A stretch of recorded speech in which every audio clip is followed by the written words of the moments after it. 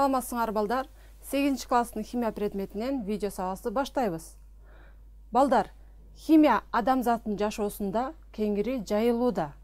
Демек, балдар, биздин жашообузда химия ар тарапта бар. Кийимибизде жана жаратылышта, ошондой эле дем алып жаткан абада дагы химиялык заттар бар. Мына ошол аба менен бүгүн таанышабыз. Демек, балдар, бүгүнкү сабактын темасы аба жананын курамы, химиялык реакциялардын жылуулук эффектиси, Гесстин закону, химиялык теңдемелер боюнча маселелерди чыгаруу. Бүгүнкү сабакта аба жананын курамы, Гесстин законун окуп үйрөнөбүз. Жана ошондой эле химиялык реакциялардын жылуулук эффектиси боюнча маселелерди чыгарууга көнүгөбүз. Аба бул жер атмосфераны түзүүчү газдардын аралашмасы болуп эсептелинет. Атмосферанын курамы, балдар, 78% азоттон, 21% кычкылтектен, 0,95% инерктүү газдардан, 0,3% көмүр кычкыл газдан, 3-4% суу бууларынан жана ар кандай чаңдардан турат, балдар. Жер бетинин 20-25 километр алыстыкта, балдар, бизде озон катмары курчап турат. Озон катмары күн нурунан келген ар кандай кыска нурлардан сактап турат. Планетанын муздап жана ысып кетишинен ушул озон катмары бизди коргоп турат, балдар. Аба ар кандай жолдор менен бузулушу мүмкүн, балдар. Ошондуктан абанын бузулуу жолдорун карап көрөлүчү, кайсылар экен. Транспорттон чыккан жанагындай ар кандай түтүндөрдөн аба булганышы мүмкүн. Ошондой эле тетистерден жана ар кандай үйдө колдонулуп аткан мештен чыккан түтүндөрдөн аба булганат, балдар. Жана ошондой эле ар кандай мусорлардан, бул калдыктардан, таштандылардан аба булганат. Себеби бул калдыктар, таштандылар ар кандай зыяндуу заттарды бөлүп чыгышы мүмкүн. Ошондой эле ар кандай аба жолдору менен жүрүүчү транспорттор, самолеттор дагы атмосфераны, биз дем алып аткан абаны булгайт, балдар. Андан тышкары ар кандай өрттөр, мекемелердин, ар кандай үйлөрдүн өрттөнүшү, ошол эле мезгилде ар кандай токойлордун да өрттөнүшү мына атмосферанын булганышына алып келет. Жана ошондой эле биз турмушта пайдаланып жаткан үйдөгү ар кандай отундардан дагы күйгүзүүдө түтүн чыгат, мына ошолордон дагы атмосфера булганат, балдар. Жылына атмосферага 200 миллион тонна көмүртектин эквиваленттүү оксиди же болбосо ис газы бөлүнүп чыгат. Ошондой эле 151 миллион тонна көмүртектин 4 валенттүү оксиди же болбосо SO2 бөлүнүп чыгат.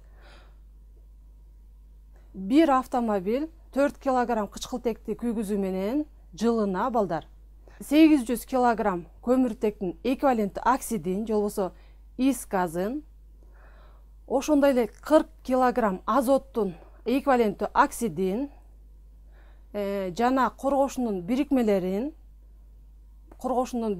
бул уулуу заттар болуп эсептелинет, балдар. Ошондой эле 200 килограмм чала күйгөн ар кандай углеводороддорду жана 200гө жакын уулуу заттарды бөлүп чыгарат, балдар. Көрдүңөрбү? Бир гана автомобиль 4 килограмм кычкылтекти күйгүзүү менен ушундай болгон зыяндуу заттарды атмосферага, биз дем алып аткан абага бөлүп чыгарат экен. 1 литр бензиндин курамында 1 килограмм коргошундун бирикмелери бар, балдар. Жана айтып кеткендей эле, демек коргошун бирикмелери булар уулуу заттар болуп эсептелинет.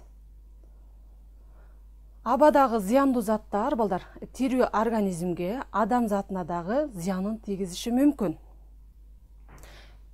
Ошондой эле адамдарга бул дем алуу органдарын жабыркатышы мүмкүн, бронхит ооруларын пайда кылышы мүмкүн, жана астма оорусун да пайда кылат. Мындан тышкары, балдар, ар кандай рак ооруларына дагы алып келиши мүмкүн. Абанын булганышын, демек, балдар, биз алдын алышыбыз керек экен. Кантип атмосфераны, кантип биз дем алып аткан абаны коргойбуз эми? Биз атмосфераны коргоо үчүн өсүмдүктөрдү, жашыл өсүмдүктөрдү көбүрөөк өстүрүшүбүз керек экен. Себеби фотосинтез процессинин негизинде көмүр кычкыл газын өсүмдүк өзүнө сиңирип алат дагы таза кычкылтекти бөлүп чыгарат. Ал кычкылтек менен адам дем алат балдар. Ошондой эле балдар, ар кандай таштандыларды кайрадан иштетүү керек. Демек, таштандыларды иштетүү менен дагы абага зыяндуу уулуу заттардын бөлүп чыгышын азайтууга болот экен. Андан тышкары балдар, транспортту дагы өтө этият пайдалануу керек. Себеби айттык, бензин күйгөндө ар кандай уулуу заттар бөлүнүп чыгат. Жана ошондой эле ТЭЦ-тен чыгып жаткан түтүндү кайра иштетүү керек.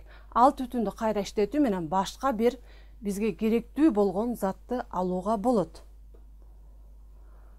Химиялык реакция учурунда бөлүнүп чыккан же сиңирилип алынган жылуулуктун саны жылуулук эффектиси деп аталат балдар. Жылуулук эффектисине жараша балдар химиялык реакциялар экиге бөлүнөт. Экзотермиялык жана эндотермиялык болуп. Экзо деген сыртка деп которулат, ал эми термос жылуулук. Демек, жылуулукту сыртка бөлүп чыгаруу менен жүрсө реакция, мындай реакцияны экзотермикалык реакция дейт экенбиз. Күйүү реакциялардын бардыгы тең балдар экзотермикалык реакцияга кирет. Мисалы, көмүрдүн күйүшү, жыгачтын күйүшү жана башка заттардын күйүшү дегеле экзотермикалык реакция болуп эсептелинет экен. Ал эми эндотермиялык бул эндо деген ичке деп которулат, ал эми термос жылуулук. Демек, жылуулукту сиңирип алуу менен жүрүүчү реакцияларды эндотермиялык реакция деп айтат экенбиз. Мисалы, тамак аштын температуранын таасири астында ачып кетиши, сүттүн ириши жана башка турмушта пайдаланып кеңири көрүп аткан реакциялар демек балдар эндотермикалык реакция болуп эсептелинет экен. Балдар, реакциянын жылуулук эффектиси көрсөтүлгөн химиялык теңдемени термохимиялык теңдеме деп атайбыз балдар. Бул реакцияны көрөлү. Суунун ажырап, сутекке жана кычкылтекке ажырашы. Бул жерде химиялык реакция тең эмескенин көрүп атасыңар. Келгиле аны теңдеп көрөлү. Теңдеш үчүн сутек реакциядан кийинки сутектин алдына 2 деген коэффициент коебуз. Ал эми реакцияга чейинки суунун алдына 2 деген коэффициентти коебуз. Ушул химиялык теңдеме деп аталат. Химиялык теңдемеге биз жылуулук эффектисин кошо жазсак, бул демек термохимиялык теңдеме болуп эсептелинет экен балдар. Дагы бир мисалды көрөлүчү балдар. Цинк кычкылтек менен аракеттенишип, цинктин оксидин пайда кылат балдар. Бул жерде да химиялык реакция тең эмес. Демек, коэффициент коебуз цинктин оксидине реакциядан кийинки жана реакцияга чейинки цинктин алдына 2 деген коэффициентти коюу менен реакцияны теңдедик. Бул силер көрүп жаткан балдар химиялык теңдеме. Ушул химиялык теңдемеге биз бөлүнүп жаткан же сиңирилип алынып аткан жылуулук эффектисин кошо жазсак, бул демек термохимиялык теңдеме болуп эсептелинет экен балдар. Эгерде химиялык реакция учурунда минус белгиси менен жазылса, мисалы биринчи реакцияны көрүп атасыңар, минус 572 килоджоуль деп турат. Демек, бул учурда жылуулук сиңирилип алынган. Башкача айтканда эндотермикалык реакция болуп эсептелинет. Ал эми экинчи учурда көрүп атасыңар, плюс 348 килоджоуль. Эгерде плюс белгиси менен, кошуу белгиси менен жазылса, бул учурда жылуулукту бөлүп чыгарып атат. Демек, бул экзотермикалык реакция болуп эсептелинет балдар. Гесстин законун карап көрөлү балдар. Химиялык реакциянын жылуулук эффектиси баштапкы заттар жана алардын алынган продуктлардын жаратылышына, физикалык абалына гана көз каранды, ал эми ортодогу баскычтарынын иретине, мүнөзүнө көз каранды эмес. Демек, балдар, баштапкы жана алынган продуктлардын жаратылышына гана көз каранды болот экен, ал эми ортодогу баскычтарга көз каранды болбойт экен. Ушул реакциялардын негизинде балдар келгиле эми маселе иштеп көрөлүчү экзотермикалык, эндотермикалык реакциялар боюнча. Биринчи маселени карап көрөлү балдар. Биринчи берилишин жакшылап окуйбуз анда. 2 грамм алюминий кычкылтекте күйгөндө 62 килоджоуль жылуулук бөлүнүп чыкса, реакциянын термохимиялык теңдемесин түзгүлө дейт. Анда биринчи берилишин жазып алабыз. Анда берилди алюминийден 2 грамм массасы жана 62 килоджоуль жылуулук берилген. Биз табышыбыз керек экен, демек термохимиялык теңдемесин, башкача айтканда, жылуулукту табышыбыз керек экен, Q-ну. Келгиле анда чыгаралы. Реакциянын теңдемесин биринчи жазып алабыз. Демек, реакцияга балдар алюминий жана кычкылтек кирген. Реакциянын натыйжасында алюминийдин оксиди пайда болду. Бул жерде көрүп аткан реакциялар тең эмес, келгиле анда чогуу теңдейли. Реакцияга чейин алюминий 1 атом, реакциядан кийин 2 атом. Ал эми кычкылтек реакцияга чейин 2 атом болчу, реакциядан кийин 3 атом. Ошол себептен реакциядан кийинки алюминий 2O3-түн алдына 2 деген коэффициент коебуз. Бул 2 алюминийге да кычкылтекке да тиешелүү. Реакциядан кийин алюминий 4 атом болду, ал эми кычкылтек 6 атом. Ошол себептен балдар, реакцияга чейинки алюминийдин алдына 4 деген коэффициент коебуз. Демек, алюминий тең болду.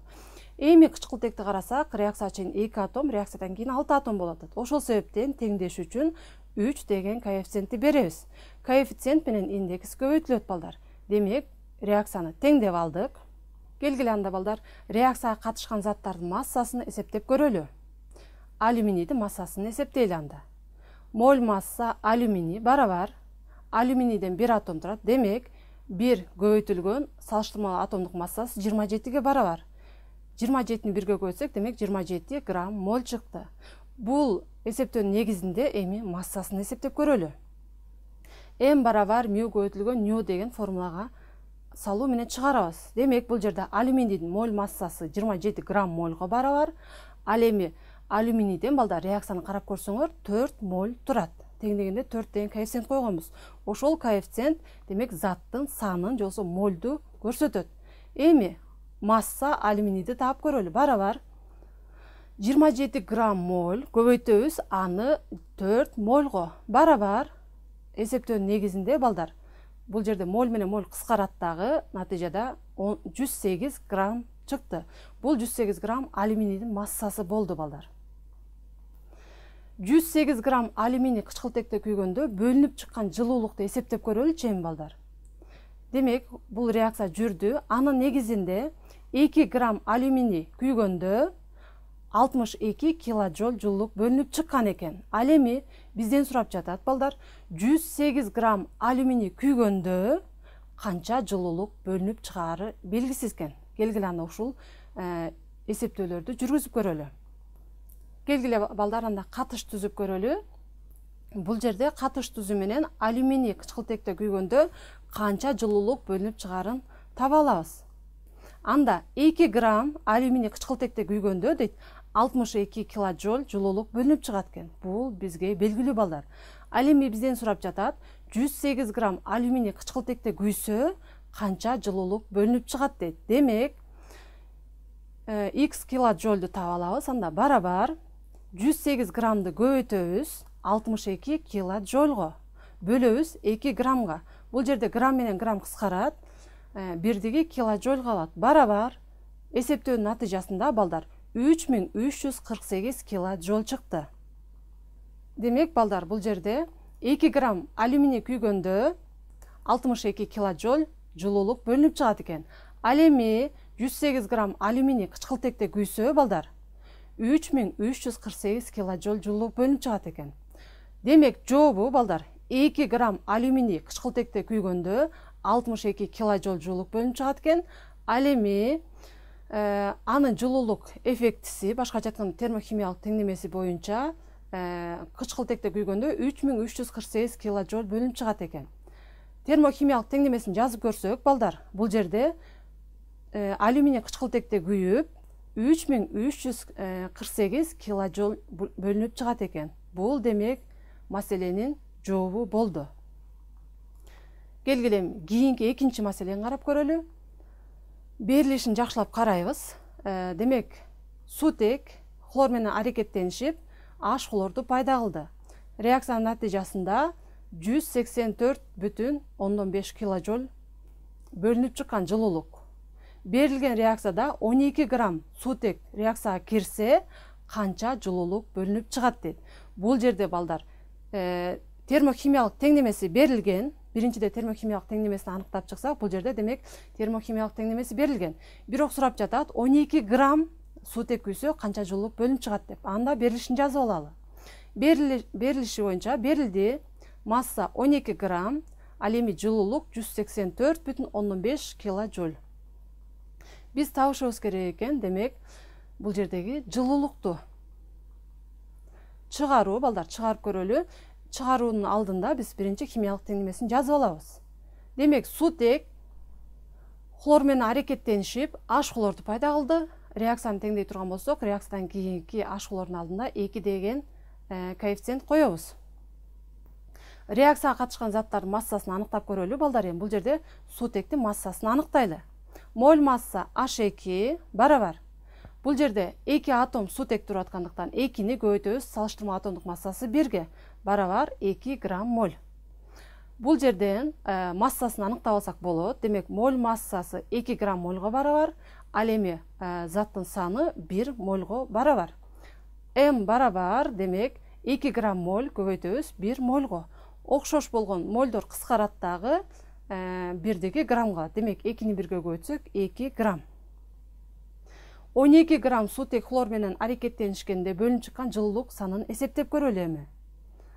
Бул жерде демек балдар 2 грамм сутек хлор менен аракеттенишкенде 184,5 килоджоуль жылуулук бөлүнүп чыгат экен. Ал эми бизден сурап жатат балдар 12 грамм, башкача айтканда 6 эсе кычкылтек алсак, көбүрөөк алсак, демек канча жылуулук бөлүнүп чыгат деп сурап жатат. Келгиле балдар, катыш түзүп көрөлү. Бул жерде 2 грамм сутек күйсө, башкача айтканда хлор менен аракеттенишсе, 184,5 килоджоуль жылуулук бөлүнүп чыгат экен. Ал эми 12 грамм сутек хлор менен аракеттенишкенде дейт канча жылуулук бөлүнүп чыгат. Демек, x килоджоульду таба турган болсок, биз 12 граммды көбөйтөбүз 184,5 килоджоульго, аны бөлөбүз 2-ге. Демек, грамм менен грамм кыскарат дагы 1 килоджоуль калат. Эсептөөнүн жыйынтыгында 1107 килоджоуль жылуулук бөлүнүп чыкты. Демек, балдар, 2 грамм сутек хлор менен аракеттенишкенде 184,5 килоджоуль бөлүнүп чыгат экен жылуулук. Ал эми 12 грамм сутек хлор менен аракеттенишсе, 1107 килоджоуль жылуулук бөлүнүп чыганын эсептеп алдык балдар. Демек, жообу берилген реакцияда 12 грамм сутек реакцияга кирсе, 1107 килоджоуль жылуулук бөлүнүп чыгары аныкталды балдар. Демек, бул экинчи маселе болду. Келгиле балдар, анда үчүнчү маселени чыгарып көрөлү. Берилишин окуйбуз анда. Акиташ ташынын ажырашынын термохимиялык теңдемеси кальций CO3 реакция кальций O плюс CO2 жана 157 килоджоуль жылуулук талап кылынган. 2 килограмм акиташ ташын ажыратуу үчүн канча сандагы энергия талап кылынат дейт. Келгиле анда балдар, биринчи берилишин жазып алалы. Бул жерде массасы берилген. Демек, кальций CO3-түн массасы 2 килограмм. Жана ошондой эле жылуулук сарпталган, керектелген 157 килоджоуль. Бизден демек сурап атат, 2 килограмм акиташ ташын ажыратсак канча жылуулук керектелет деп. Биринчи чыгарууда балдар химиялык реакциянын теңдемесин теңдеп жазып алалы. Химиялык реакциянын теңдемеси бизге берилген. Демек, кальцийдин карбонаты, кальций CO3 температуранын таасирасында кальций O'го жана CO2ге ажырады. Реакциянын жыйынтыгында 157 килоджоуль жылуулук керектелди. Реакцияга катышкан заттардын массасын аныктап алалы балдар. Бул жерде акиташ ташынын массасын аныктайлы анда, келгиле. Демек, моль масса кальций CO3 барабар кальцийдин атом саны 1-ге барабар, аны көбөйтөбүз. Кальцийдин салыштырма атомдук массасы 40-ка барабар. Кальцийдин салыштырма атомдук массасын мезгилдик схемадан аныктайбыз. Андан кийин көмүртектин атомунун саны 1-ге барабар, аны көбөйтөбүз салыштырма массасына 12-ге. Андан кийин кычкылтектин атом саны 3-кө барабар, аны көбөйтөбүз 16-га. 16 бул кычкылтектин атомунун салыштырмалуу массасы. Жалпы суммаласак балдар, демек 100 грамм моль пайда болду. Бул грамм мольду, моль массаны массага айландырып алалы анда. М барабар мио көбөйтүлгөн ню деген формулага салуу менен. Бул жерде балдар моль масса кальций CO3-түкү 100 грамм моль болгон. Демек, реакцияны карасаңар балдар, реакцияга 1 моль кальцийдин карбонаты жосу кальций CO3 кирген. кальций CO3-тун массасын аныктай турган болсок, демек 100 грамм мольду көбөйтөбүз 1 мольго. Бул жерде моль менен моль кыскарып кетет дагы. Демек 100 грамм калды балдар. Андан кийинки балдар 2 килограмм акиташ ташы ажыраганда бөлүнүп чыккан жылуулук санын эсептеп көрөлү. Бул жерде демек кальцийдин карбонаты ажырап атат дагы. 2 килограммды балдар граммга айландыра турган болсок, демек 2000 грамм пайда болуп 2000 граммга туура келет. Демек 2000 грамм кальцийдин карбонатын ажыратуу үчүн канча жылуулук керектелет деп сурап атат. Ал эми бизге белгилүү балдар. 100 грамм кальцийдин карбонатын ажыратсак, 157 киложол жылуулук керектелери бизге белгилүү. Келгиле анда балдар, катыш түзү менен акиташ ташынын ажырашында канча жылуулук керектелерин аныктап алалы. Демек, 100 грамм кальцийдин карбонаты деп аталат бул, же болбосо кальций CO3 ажыраганда 157 киложол жылуулук керектелген экен. Бул бизге белгилүү балдар. Ал эми 2000 грамм кальций CO3 ажыраса дейт, канча жылуулук керектелет бизден сурап атат. Демек, x киложол кальций CO3 барабар 2000 граммды көбөйтөбүз 157 киложолго. Аны бөлөбүз, демек 100 граммга. Бул жерде грамм менен грамм кыскарып кетет дагы. Реакциянын натыйжасында, демек эсептөөлөрдүн натыйжасында 3140 киложол пайда болду. Демек, 2 килограмм акиташ ташын ажыратканда бөлүнүп чыккан жылуулуктун саны 2000 граммды ажыратууда балдар 3140 киложол керектелет экен. Ал эми бизге белгилүү болчу 100 грамм кальцийдин карбонаты же кальций CO3 ажыраса 157 киложол жылуулук керектелери бизге белгилүү. Демек, жообу балдар, акиташ ташынын ажырашынын термохимиялык теңнемеси кальций CO3 реакция кальций O плюс CO2 минус 157 киложол пайда болсо дейт. 2 килограмм акиташ ташын ажыратуу үчүн демек 3140 киложол энергия талап кылынат экен балдар. Бүгүнкү сабакта балдар аба жана анын курамы, Гесстин законун окуп үйрөндүк. Жана ошондой эле химиялык реакциялардын жылуулук эффектиси боюнча маселелерди чыгарууга көнүктүк. Балдар, ушуну менен бүгүнкү сабагыбыз аяктады. Кийинки сабакта көрүшкөнчө сак саламатта калгыла.